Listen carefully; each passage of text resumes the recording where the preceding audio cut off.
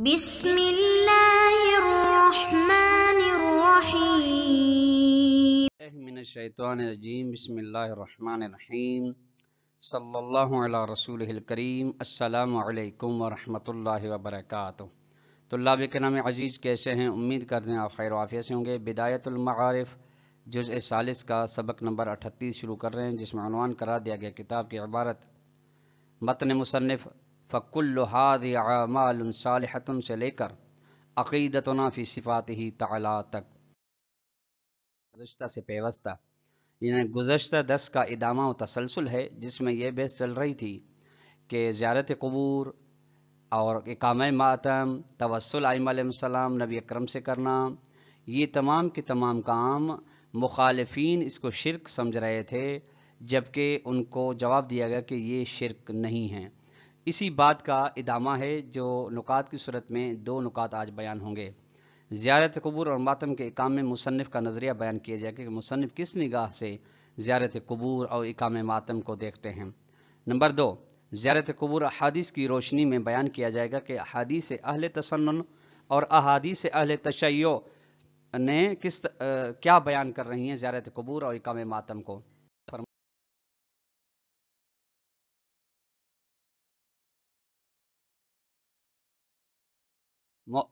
مرحوم مظفر فرماتے ہیں فَكُلُّ هَذِهِ أَعْمَالٌ صَالِحَةٌ، یہ تمام کے تمام اعمال جو نام لیے گئے، زیارت قبور، اقامہ ماتم، توسل، شفاعت طلب کرنا، یہ اچھے نیک صالح اعمال ہیں۔ ثبتت من الشرع استحبابها، جن کا استحباب مستحب ہونا ثابت ہے شریعت میں۔ فَإِذَا جَاءَ الْإِنسَانُ مُتَقَرِّبًا بِهَا إِلَى اللَّهِ تَعَالَى، جب بھی کوئی بھی انسان انجام دیتا ہے نیک و صالح اعمال کو اس نیت سے کہ خدا کے قریب ہو، طالباً مرضات ہی، اس نیت سے کہ طلب کرے خدا کی رضایت کو، تو استحق ثواب منہ ونال جزاءہ، تو یہ ایسا انسان مستحق ثواب بن جاتا ہے خدا کی جانب سے، اور خدا کی اجر و پاداش تک پہنچ جاتا ہے، اس کو اجر و پاداش مل جاتی ہے۔ یہاں تک یہ عبارت کا ٹکڑا تھا مصنف کے متن کا۔ آئیے اس کی شرح دیکھتے ہیں۔ وَيَشْهَدُ لَهُ مَا رُوِيَ عَنْ رَسُولِ اللَّهِ صلی اللہ علیہ وآلہ وسلم، اسی بات کے لیے گواہ ہے، بطور شاہد ہے وہ بات جو روایت کی گئی نبی اکرم صلی اللہ علیہ وسلم کے، کہ نبی اکرم نے فرمایا من زارنی بالمدینۃ محتسبا کنت لہ شہیدا او شفیعا یوم القیامت، کہ جو بھی میری زیارت کرے مدینے میں اس گمان سے، اس خیال سے، اس عقیدے سے کہ میں اس کے یعنی میرے بارے میں عقیدہ رکھ کے زیارت کرے، تو کنت لہ شہیدا او شفیعا یوم القیامت، میں اس کے لیے گواہ بنوں گا بروز قیامت، یا میں اس کی شفاعت کروں گا بروز قیامت، جو بھی میری زیارت کرے، یعنی زیارت کرنے والے کا اتنا اجر۔ وغیر ذلك من الروایات المتکاثرۃ الداعیۃ نحو زیارات للنبی والائمۃ المعصومین علیہم السلام، اور اسی روایت کی مانند دوسری روایت بھی ہیں جو کثیر روایت ہیں جو رغبت دلا رہی ہیں زیارات نبی کی جانب، کہ نبی اکرم کی زیارت کرنی چاہیے، ائمہ معصومین کی زیارت کرنی چاہیے، یعنی جن میں صراحت سے بیان کیا گیا ہے کہ نبی اکرم کی زیارت جا کے کریں، ائمہ معصومین کی زیارت کریں۔ پھر ائمہ معصومین کے ساتھ ساتھ پھر فردن ائمہ معصومین کے بارے میں کہا گیا ہے۔ وَكَسَرَّهَا فِي الْكَشْفِ الْإِرْتِيَابِ، سید محسن عاملی نے وضاحت کی ہے کتاب کشف الارتیاب میں کہ بِأَنَّ أَجِلَّاءَ ائمۃ الحدیث، کہ حدیث کے بزرگ امام کا اتفاق ہے۔ اب بزرگ امام یہ ہیں حدیث کے، کہ ابن حنبل ہیں، ابو داؤد ہیں، و ترمذی ہیں، و نسائی ہیں، و تبرانی ہیں، والبیہقی وغیرہ ان کے علاوہ بھی ہیں۔ رووا الاحادیث الدالۃ علی مشروعیت زیارت قبر نبی صلی اللہ علیہ وسلم، ان سب ائمہ حدیث نے روایت کی ہیں، ایسی احادیث سب نے لائی ہیں جو دلالت کر رہی ہیں کہ نبی اکرم صلی اللہ علیہ وسلم کی قبر کی زیارت کرنا مشروع ہے، یعنی شریعت میں پسندیدہ عمل ہے۔ روایت موجود ہیں، ہادہ مضاف، اس کے علاوہ الی حدیث کثیرۃ، بہت ساری روایات اور بھی ہیں، تکاد و تبلغ حد تواتر ہے، امید ہے کہ ان کی وہ پہنچ جائیں تواتر کی حد تک، تواتر کی یعنی ان کا سلسلہ اتنی ان کی تعداد زیادہ ہو کہ یقین کرنا آسان ہو جاتا ہو، کہ حد کے تواتر کے حد تک پہنچ جاتے ہیں۔ ان ائمت اہل البیت طاہرین، ائمہ علیہ السلام کی جانب سے روایات ہیں، رواہا عنہم اصحابہم، ان روایات کو ائمہ سے نقل کیا ہے، روایت کیا ہے ان کے ائمہ کے اصحاب نے، وثقاتہم مورد اعتماد افراد نے، وہ بھی بالاسانید المتصلۃ الصحیحۃ الموجودۃ فی مضانها، وہ بھی ایسی سندوں کے ساتھ۔ بس اوقات تو کیا ہوتا ہے طلاب کرام، سند میں اشکال ہے تو پھر ٹھیک ہے، اس پہ عمل کرنا پھر شک و شبے کا سبب بنتا ہے، لیکن ائمہ سے مورد اعتماد آدمیوں نے اور اپنے شاگردوں اصحاب نے ایسی سند سے روایات کی ہیں جو متصل ہیں صحیح سند کے ساتھ، وہ بھی صحیح سند جو اپنے مقام پہ موجود ہیں، یعنی کتاب رجالی میں وہ اسناد موجود ہیں۔ آپ دیکھ سکتے ہیں وسائل لوشیہ، مستدرک کے کامل زیارت، کتاب تبرک، اور اس کی طرح دوسری کتابیں بھی جن میں ائمہ سے یہ روایتیں بیان کی گئی ہیں۔ ہذا مضاف الی عمل اہل البیت علیہ السلام، اس کے علاوہ ایک تو زیارت قبور کے بارے میں روایات اہل تسنن اور اہل تشیع اتفاق کے ساتھ بیان ہوئی، ایک دلیل ہے۔ دوسری دلیل اس کے علاوہ یہ کہ سیرت اہل بیت علیہ السلام ہے کہ من زیارت قبر نبی صلی اللہ علیہ وسلم، کہ ان کی سیرت یہ ہے کہ نبی اکرم کی زیارت کے لیے جاتے تھے، وہ تبرک بھی، اس سے تبرک حاصل کرتے تھے، برکت حاصل کرتے، والالتزاء کے سے پیوستہ ہوتے تھے، تمسک کرتے، دعا عندہم، او ائمہ علیہ السلام نبی اکرم کی زیارت قبر کے پاس جا کے دعا مانگتے تھے، والوصیت اور وصیت کرتے تھے بحمل جسد الی قبر النبی، کہ اپنے بدن کو متصل کرو، حمل کرو نبی اکرم کی قبر کے ساتھ، تاکہ لتجدید العہد بھی، نبی اکرم کے ساتھ تجدید عہد، وعدے کی وفا دوبارہ ہو جائے، وغیرہ ذالک، اس کے علاوہ اور بھی ہیں برکات جو بیان کی گئے ہیں۔ بل ہوا سیرت الائمۃ اللاحقین بنسبت الی الائمۃ الماضین المطہرین علیہم الصلاۃ والسلام، بلکہ یہ نبی اکرم کی زیارت، نبی اکرم کی قبر کی زیارت کے بارے میں ایک یا دو امام کی بات نہیں ہے، بلکہ تمام ائمہ کی سیرت ہے، بعد والے ائمہ ہیں جو بنسبت ان ائمہ کے بارے میں جو گزر گئے، یعنی جو امام چلے گئے اس دنیا سے، بعد والے زندہ ائمہ نے ان کی قبور کی زیارت کی ہے، کہ زیارت قبر مولانا امیر المومنین، زیارت قبر سید الشہداء علیہ السلام کے قبر کی زیارت کرنے کے لیے امام حسن حسین علیہ السلام جاتے تھے، پھر امام حسین علیہ السلام کی زیارت کرنے کے لیے تمام ائمہ علیہ السلام گئے ہیں۔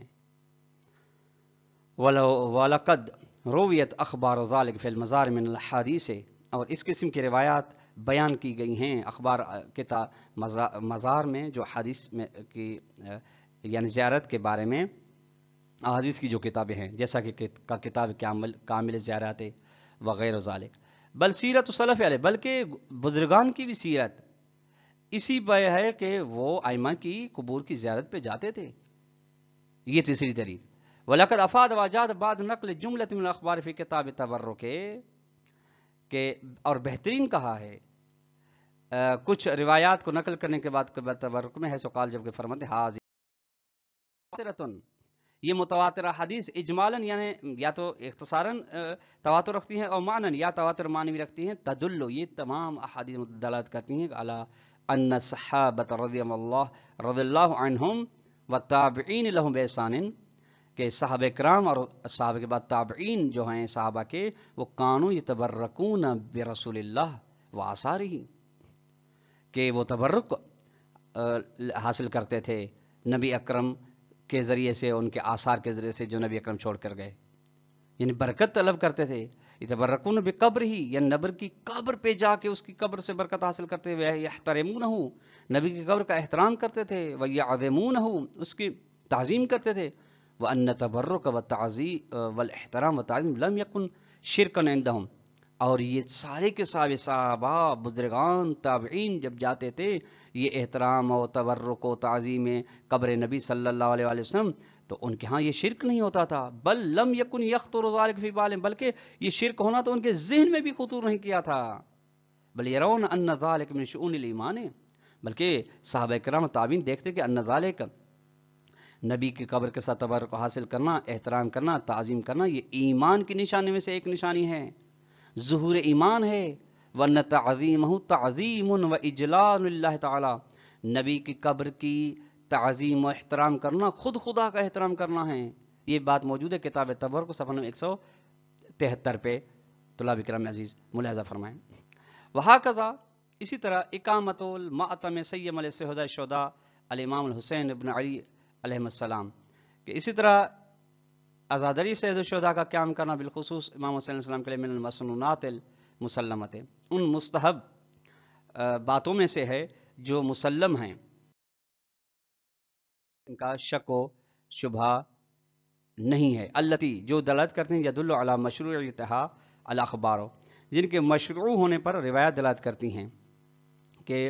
یہ شرعی عمل ہے، پسندیدہ عمل ہے، ایک روایات۔ دوسرا وعمل النبی واہل بیت الاسلام سیرت السلف الصالح، دوسری دلیل ہے کہ امام حسین علیہ السلام کی زیارت کرنے کے بارے میں خود نبی اکرم کی سنت ہے، ائمہ علیہ السلام کی اور بزرگان کی سیرت ہے، کما ورد عن النبی صلی اللہ علیہ وسلم، جیسا کہ نبی اکرم سے روایت ہے کہ نبی اکرم نے فرمایا الحث علی البقاء علی حمزہ وعلی جعفر علیہ السلام، کہ نبی اکرم نے رغبت دلائی کہ آپ کیوں نہیں روتے حمزہ پر اور علی بن جعفر علیہ السلام پر، ھذا مضاف الی بقاء فی موت عمہ ابی طالب، کہ اس کے علاوہ یہ ہے کہ یعنی گریا ہوا ہے،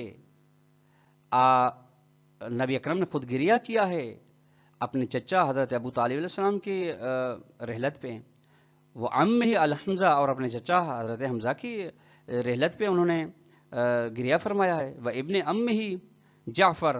اور اپنے چچا کے بیٹے جعفر کی رحلت پہ، والحسین ابن علی علیہ السلام، حتیٰ یہاں کے امام حسین علیہ السلام کی جب جبرائیل نے خبر دی ہے تب بھی نبی اکرم نے گریا فرمایا، بعد اخبار جبرائیل بقتلہ و شہادتی، اس کے بعد کہ جب نبی اکرم نے کو جبرائیل نے آ کے خبر سنائی کہ حسین علیہ السلام یہ آپ کے بچے کے آپ کو مبارک بھی دے رہا ہوں، لیکن یہ بھی بتا رہا ہوں کہ خدا نے مجھے بتایا ہے کہ اس کو بلا جرم و خطا قتل کیا جائے گا، تو نبی اکرم نے گریا فرمایا۔ وہاں سیرت الائمہ صلی اللہ تعالی، اس طرح ائمہ علیہ السلام کی سیرت بھی اسی بات پر ہے کہ انہوں نے گریا کیا ہے سید الشہداء پر اور اس کی قبر کی زیارت کی ہے۔ وَلَقَدْ أَفَادَ وَأَجَادَ الْعَلَّامَةُ سید عبد الحسین شرف الدین فی المجالس الفاخرہ، بہترین بات کی ہے مجالس الفاخرہ میں سید عبد الحسین شرف الدین نے، حیث قال فرماتے ہیں وَقَدْ اِسْتَمَرَّ، سیرت ائمہ علیہ السلام برقرار ہے کہ علی الندب، استحباب پر، والعویل، اور اعتماد پر، وہ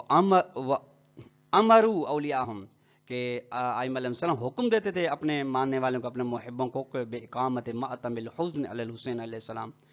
کہ گریے کی محفل، گریے کی مجلس ماتم، مجلس گریا برقرار کریں، انتظام کریں، بندوبست کریں